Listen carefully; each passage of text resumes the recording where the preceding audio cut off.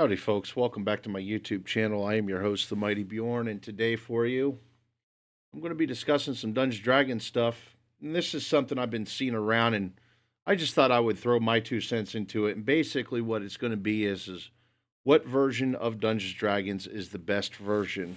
Now, what I believe on this and is everyone has their favorite version of Dungeons and Dragons.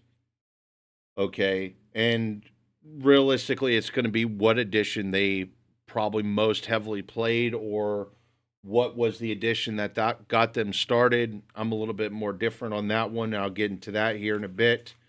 Um, Now, what I'm going to argue is that realistically, there is no best version. It's a personal preference thing. But I'm going to dive into what version I think is the best version and why it's the best version. Well, let's kind of give a pedigree so that way I can kind of explain the different versions or show the different versions, if you will, that I've played. Now, I actually started back with the second edition Advanced Dungeons and Dragons back in the mid 90s. So that's the version I had started with, which mostly there was a couple rules tweaks, some organization changes and stuff like that, but basically it was very similar to Advanced Dungeons and Dragons itself. I've also played a bit of fourth edition. I got my own opinions about fourth edition. Honestly, they're not really good. It's definitely not one of the best editions out there. Um, Honestly, I think of all the editions of Dungeons and Dragons ever made, it's probably the worst edition. Although there was some good ideas, and I could definitely see some good intentions that was made with fourth edition, especially when it came to the character creation being so streamlined. The problem is there was a lot of other issues that the game had, especially with balance, and just the fact that combat itself really was not streamlined. Now, with that being said, fifth edition, I really haven't messed with too much. I really can't give a good, educated opinion about fifth edition. Although I do see online and read online various problems that people have with fifth edition, as well as the benefits of fifth edition just being a better edition than fourth edition.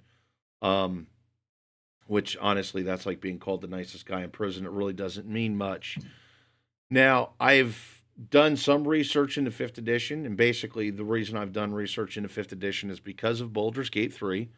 I'm another one of the Baldur's Gates players out there, and there's a lot of us.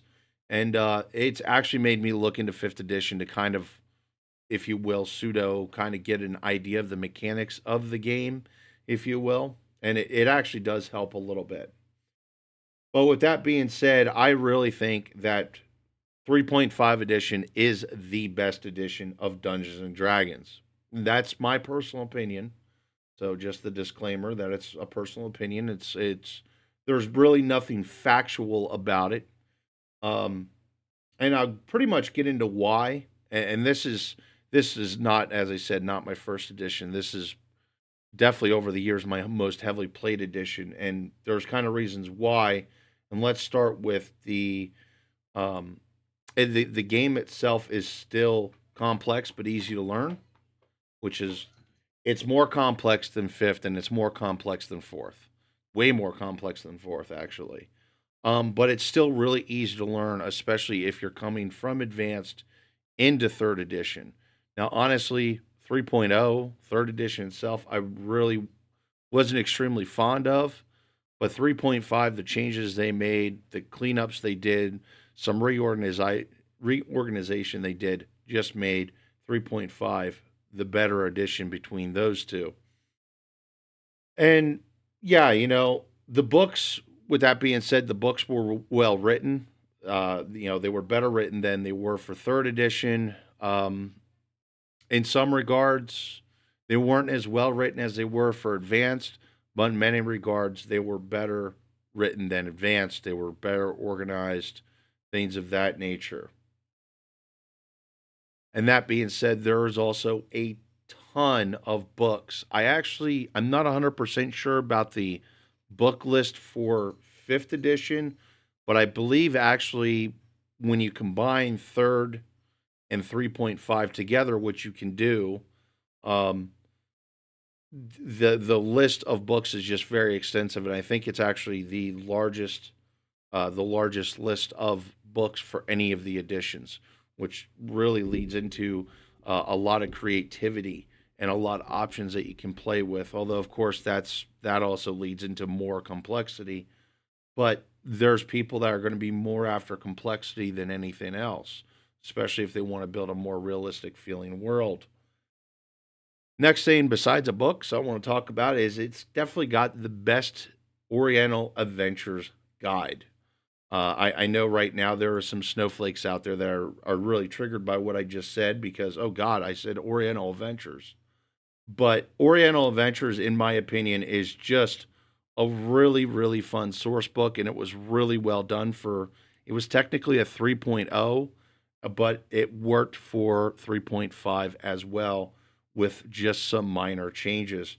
And it's honestly, it's a lot of fun to play. I tried the Ninja, which was a lot of fun. I've also did the Samurai. I did a Samurai build, and that was just a riot playing as a Samurai, as well as some of the other core classes also works into Oriental Adventures, as well as the weapons.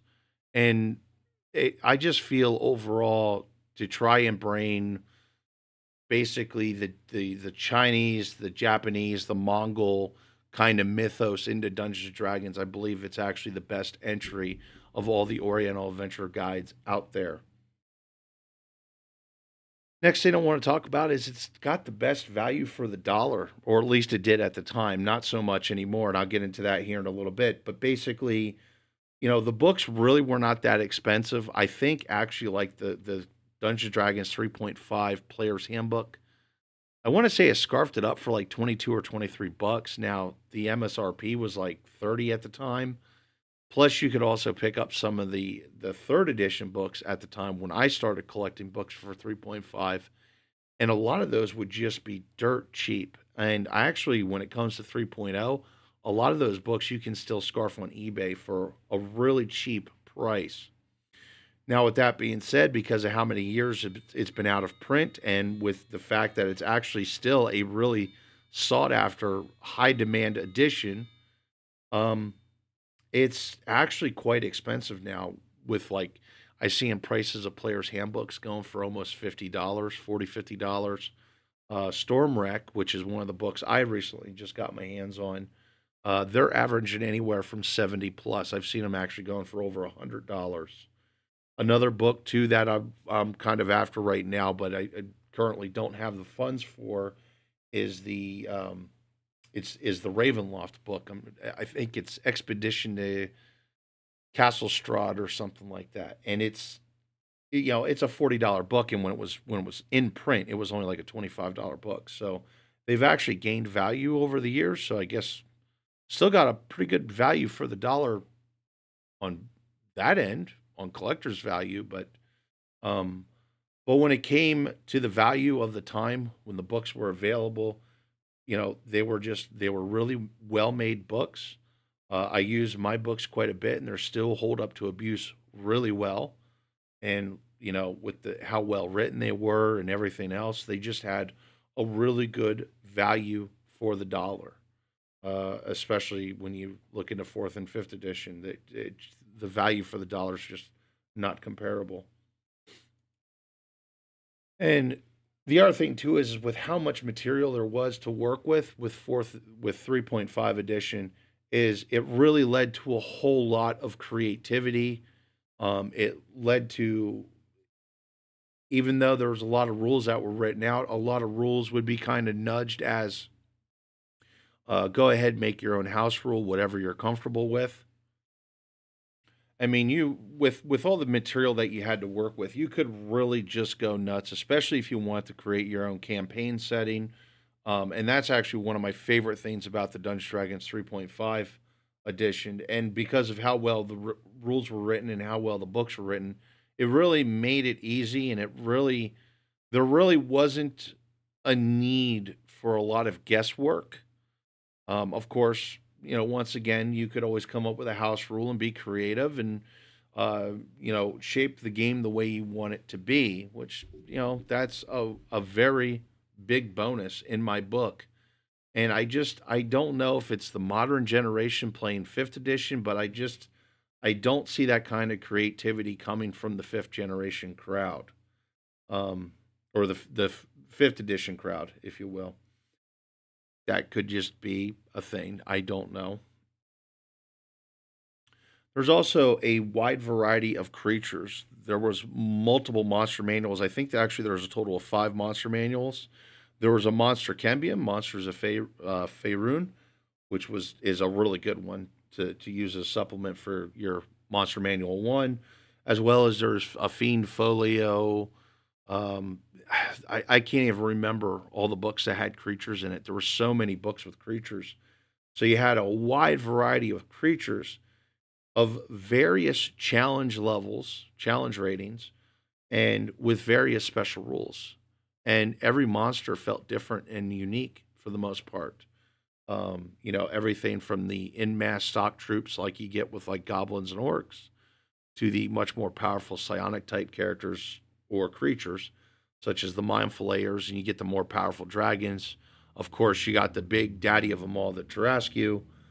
So yeah, I mean, just a lot of different creatures, and I'm not even going to say I couldn't even sit here and mention 1% of them. There's just so many to work with. Now, I have seen people complain about the third edition having issues with game balance, but I'm actually going to argue against the whole game balance thing. It does have some game balance issues. As so does some of the other editions. I mean, fifth edition, I've seen stuff where basically people were god tier characters by level 3, level 5. It's kind of ridiculous. And third edition, 3.5 edition was definitely not that bad when it came to balance. But with that being said, if you had an experienced game master that knew the rules and understood what he was doing and, things of that nature, the game balance really wasn't that bad. It was just more or less, can the game master keep control of the game, which an experienced game master wouldn't have a problem with that.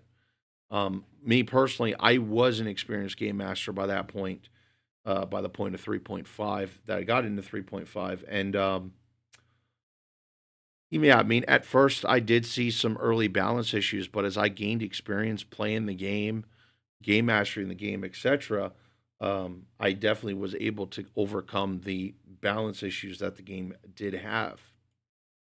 Now, a bit ago, I alluded to god tier characters, and yes, there is definitely you could make some ridiculously OP characters. So that was kind of an issue. I do want to point that out. Kind of want to emphasize that as an issue. And honestly, but here's the thing about that is 3.5 edition, because of all the books and the rules and etc. that it had a lot of tools to work with on actually trying to keep control and balance of the game. And a lot of those tools were removed when fourth edition came out. And a lot of those tools never returned for fifth edition. And like I said, both of those editions have balance issues, and the balance issues are much worse in those editions. But it is something to be aware of as a backdraw, as a negative, if you will, that there is some god tier character fuckery going on. Now, with that being said, it doesn't have a very video gamey experience if you're after something like that. Me personally, I'm not. Um, and that's probably got more to do with the fact that, yeah, I cut my teeth on, advanced Dungeons Dragons, Dragonlance, which can be pretty brutal to play. It is one of the more brutal campaign settings, or at least it was at the time. Um, so it does not have a video gaming experience. I That could be a positive, that can be a negative. Probably the younger generation, the more current generation, probably actually likes that as part of fifth edition. Me, not so much. The next thing I want to discuss is character classes. God, there were so many character classes, and there were so many books with new character classes in it. Now, of course, that I'm aware of, you only had, like, if you had Oriental Adventures and you had the player's handbook, you really only had about dozen or so core classes, maybe about 20. I want to say maybe about 20. But then you had a lot of prestige classes too, because you had prestige classes in the Oriental Adventurers Guide. You had guides such as Sword and Fist that had additional prestige classes. And the Dungeon Master's Guide had prestige classes. And the nice thing about that is it led to a lot of character customization, which, if you have some really creative players, they can really take advantage of that. And in all honesty, it's nice to watch players take advantage of how creative they can go with their character classes, their prestige classes, the way their characters are built, etc. And in all honesty, finally, of all the box sets, I think the 3.5 edition box set was the best box set ever released. It came with some minis, it came with dice, it came with rules, character sheets, the whole nine yards, an adventure, a dungeon map. You really, once again, value for the dollar. You really couldn't beat the value for the dollar. The the basic game, the starter set, was actually the same price. It's like $20 for the modern starter set. This starter set was $20 then, and this has a lot more to it than the modern starter set does. So, yeah, value for the dollar, folks. But anyway, I'm going to wrap it up at that. Thanks for sitting around listening to me ramble and rant about why I think Dungeons and Dragons 3.5 is the best edition. But once again, like I said previously, it's nothing more than my opinion. You can agree with me, you can disagree with me. That's fine. Anyway, folks, hopefully you enjoyed this video. Thank you very much for tuning in and have yourself a wonderful day.